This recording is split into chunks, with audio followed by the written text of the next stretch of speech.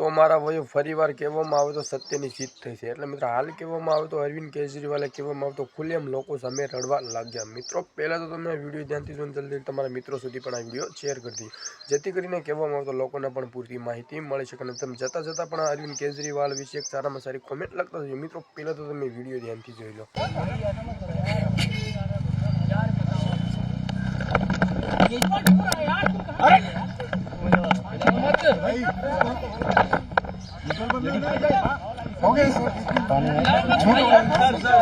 संभालिए sir, अपने आप संभालिए, हिम्मत सर, लाओ मत भाई। ये केजरीवाल भ्रष्ट नहीं है। मैंने केवल अपनी जिंदगी में ईमानदारी कमाई है। इन्होंने झूठा केस लगाया और आज ये साबित हो गया।